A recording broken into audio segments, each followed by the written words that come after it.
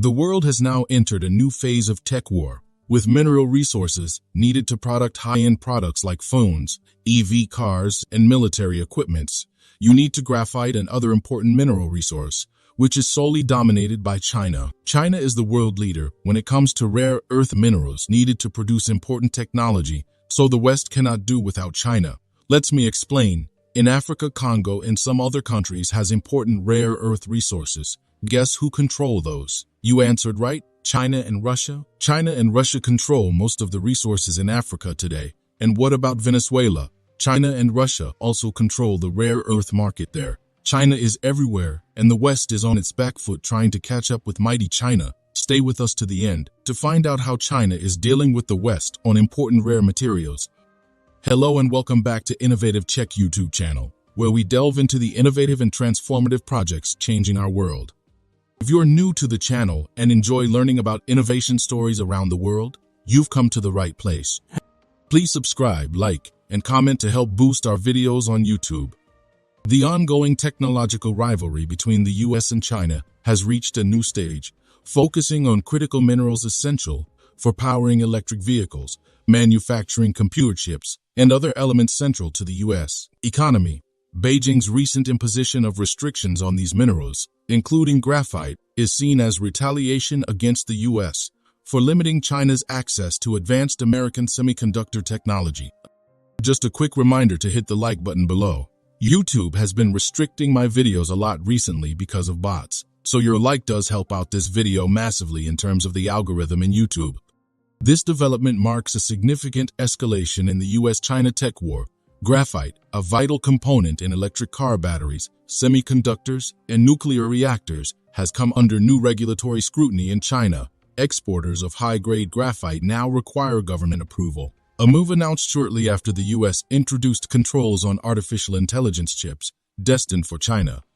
The US classifies graphite, along with gallium and germanium, as critical minerals. This designation implies their importance to the US economy and national security, and their susceptibility to supply chain disruptions. Currently, the US heavily relies on imports from China for these minerals. China's leverage over these materials serves as a means of exerting political pressure, mirroring similar tactics by the US. The broadening scope of the US-China competition, spanning various global issues, now prominently includes export controls and protectionist policies. This dynamic reflects the ongoing struggle for global leadership between the world's two largest economies. Historically, China's dominance in critical metals, including rare earths, a group of 17 elements crucial for clean energy technology and advanced manufacturing, has been a strategic focus. China's commitment to developing its rare earths industry began decades ago, driven by targeted industrial policies, export subsidies, and less regard for the environmental impacts of mining and processing. This strategy has led to China accounting for a substantial portion of the world's production and refinement of rare earths and other key battery components. If you are enjoying this video so far, please don't forget to subscribe, share the video, and comment. Beijing's recent measures are seen as both a direct challenge to US policies and a strategic move to bolster Chinese industries. By restricting exports of raw materials like graphite, China not only retaliates against the US, but also potentially promotes its domestic industries to export higher-value products, such as magnets, batteries, electric vehicles, and renewable energy equipment. However, these export controls are not without risks and have faced criticism even within China. Industry experts warn that such controls could backfire by incentivizing global investment in alternative sources and reducing China's influence in the rare earth market. Moreover, companies are already exploring ways to reduce reliance on rare earths, as evidenced by Tesla's announcement of rare earth-free batteries. In response to China's actions, the US and its allies, including Japan, South Korea, and European nations, are actively seeking to diversify their supply chains. Efforts to develop rare earth resources outside China are underway, with projects in Australia, the US, Chile, Vietnam. China's measures on graphite and other minerals may accelerate these initiatives, prompting manufacturers to seek alternatives to Chinese supplies. The US-China tech war's latest focus on critical minerals like graphite highlights the complex interplay of economic, technological, and geopolitical factors shaping global dynamics.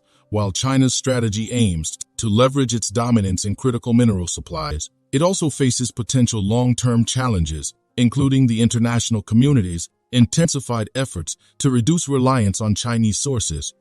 The implications of these evolving dynamics extend beyond immediate economic interests and touch on broader strategic concerns. China's approach, while providing short-term leverage, might inadvertently accelerate a global shift towards alternative sources and technologies. This shift could ultimately diminish China's long-term strategic advantage in these critical sectors. If you are enjoying this video so far, please don't forget to subscribe, share the video and comment.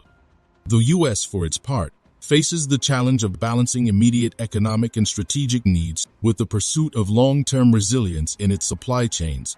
The reliance on China for critical minerals like graphite, gallium, and germanium poses risks not only to the U.S. economy but also to its national security. The U.S. government and private sector are thus incentivized to innovate and invest in alternative sources and technologies. This may include not only diversifying import sources, but also investing in domestic production capabilities and recycling technologies to reduce overall dependence on foreign supplies.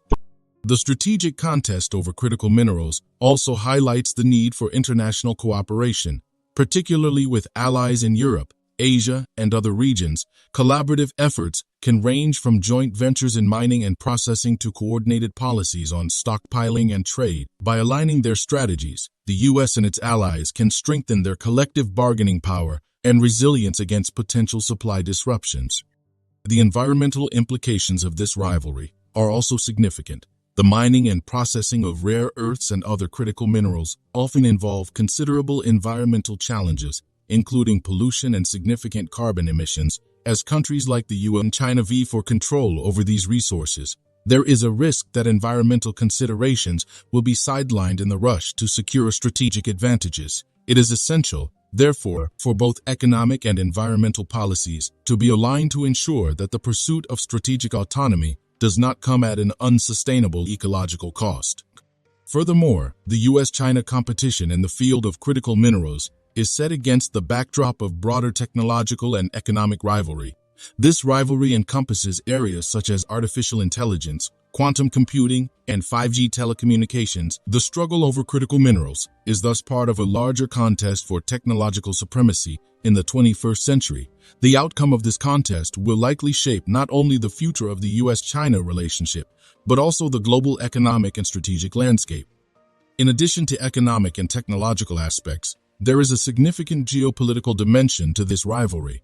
China's control over critical minerals gives it leverage over many countries that depend on these resources. This leverage can be used in broader geopolitical negotiations and in shaping the strategic choices of other countries. For the U.S., reducing dependence on Chinese minerals is not just a matter of economic security, but also of maintaining geopolitical flexibility and influence. The U.S.-China tech war's new focus on critical minerals like graphite represents a complex and multifaceted challenge. It encompasses economic, technological, environmental, and geopolitical dimensions, requiring a nuanced and multi-pronged response. As the U.S. and China navigate this terrain, the decisions they make will have significant implications, not just for their bilateral relationship, but for the global community's future economic and strategic landscape. Thank you for your attention, and I welcome your thoughts and questions on this complex and vital subject. Do you want to watch more videos like this one? If yes, please like and share the video, and subscribe to get exclusive videos about how phenomenally China is developing and growing its influence. Your subscriptions and likes motivate us to generate more content, so please keep supporting us. Check out this video showing on your screen right now, and I will see you on the other side.